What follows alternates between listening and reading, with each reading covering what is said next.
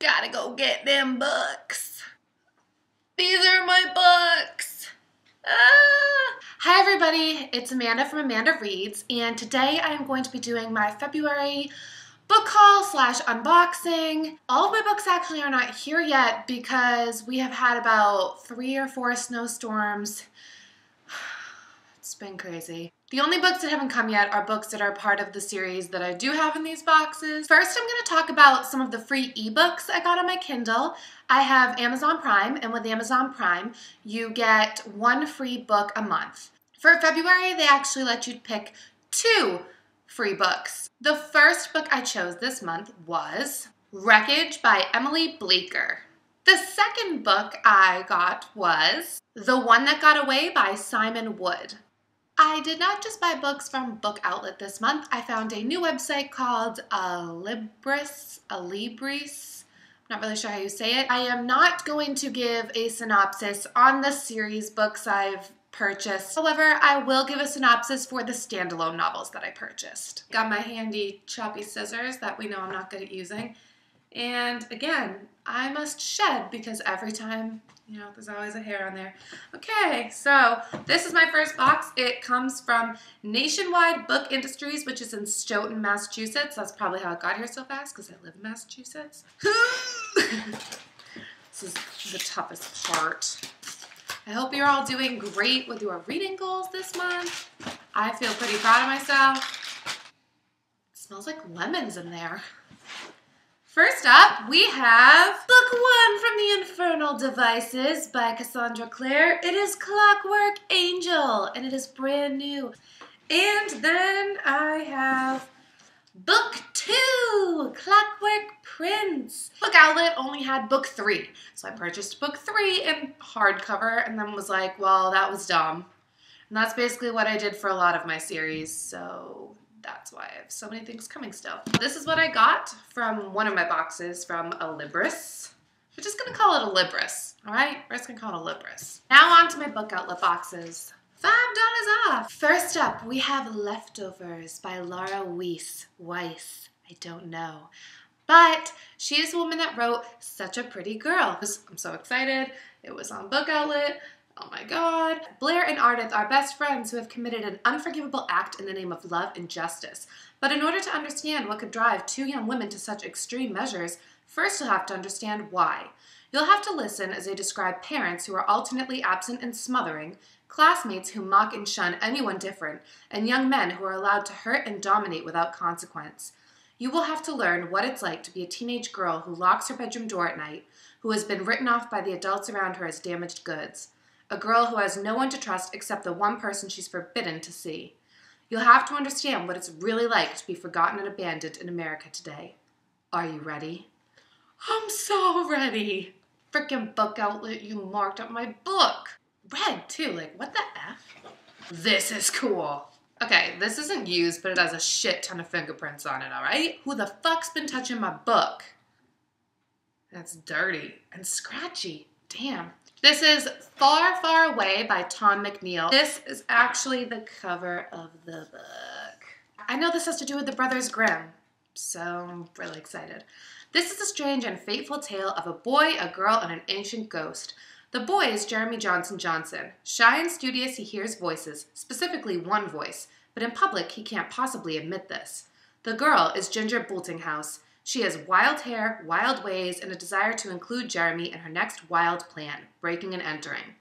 The ancient ghost is a protector, a teller of tales who is determined to find and do the one thing that will save Jeremy from harm and bring Ginger and Jeremy what they seek, to go far, far away. Together they discover that sometimes far, far away is much closer than you think. The ghost is one of the Grimm brothers. That's what it said on BookOutlet, but it doesn't say it in here. Yes! I forgot I bought this! It's another Laura Weiss book! Ordinary Beauty! Alright, I thought I knew it was in here, but I forgot I bought this too! So excited. Friggin' love her! Friggin' love her! This girl looks so sad. Doesn't it look so sad? How can you make someone love you when they won't? And what if that person happens to be your mother? Sarah Balavia grew up knowing she was a mistake, unplanned and unwanted. At 5 months shy of 18, she's become an expert in loneliness, heartache, and neglect. Her whole life, she's been cursed, used, and left behind. swallowed 1,000 tears, and ignored 1,000 deliberate cruelties. Sarah stuck by her mother through hell, tried to help her, be near her, be important to her, even as her mother slipped away into the violent haze of addiction, destroying the only chance Sarah ever had for a real family. Now her mother is lying in a hospital bed near death, ravaged by her own destructive behavior. And as Sarah fights her way to her mother's bedside, she is terrified but determined to get the answer to a question no one should ever have to ask. Did my mother ever really love me? And what will Sarah do if the answer is yes? This just gave me chills. Everything We Ever Wanted by Sarah Shepard. Sarah Shepard wrote the Pretty Little Liar series. A recently widowed mother of two, Sylvie Bates McAllister finds her life upended by a late-night phone call from the prestigious private school founded by her grandfather, where her adopted son Scott teaches. It's a really long sentence. Allegations of Scott's involvement in a hazing scandal cause a ripple effect, throwing the entire family into chaos. For Charles, Sylvie's biological son, it dredges up a ghost from the past who is suddenly painfully present. For his wife Joanna, it forces her to reevaluate everything she's hoped for in the golden Bates McAllisters. And for Scott, it illuminates harsh truths about a world he has never truly felt himself a part of. But for all the Bates McAllisters, the call exposes a tangled web of secrets that ties the family together. The mystery of the school hazing, the event that tore Charles and Scott apart the night of their high school awards ceremony, and the intended recipient of a certain bracelet. The quest to unravel the truth takes the family on individual journeys across state lines, into hospitals, through the Pennsylvania woods, and face-to-face with the long-dormant question. What if the life you always planned for and dreamed of isn't what you want after all? Obviously, Sarah Shepard lives in Pennsylvania because all her flippin' books take place there. 2 more boxes! This is taking forever. I think that might be all my standalones though, so this should go pretty fast. Oh, this whole thing is flippin' standalones. Yes! I bought Shuddery by Tahara Mafi, and the 2 other books in the trilogy are ones that have not gotten here yet. Starters! Look at this cool cover. It's by Alyssa Price. So shiny. Shiny. All the way through. Callie lost her parents when the Spore Wars wiped out everyone between the ages of 20 and 60. She and her little brother Tyler are on the run, living as squatters with their friend Michael and fighting off renegades who would kill them for a cookie. Callie's only hope is Prime Destinations, a disturbing place in Beverly Hills run by a mysterious figure known as the Old Man. He hires teens to rent their bodies to enders, seniors who want to be young again. Callie, desperate for the money that will keep her, Tyler, and Michael alive, agrees to be a donor. But the neurochip they place in Callie's head malfunctions, and she wakes up in the life of her renter, living in her mansion, driving her cars, and going out with the senator's grandson.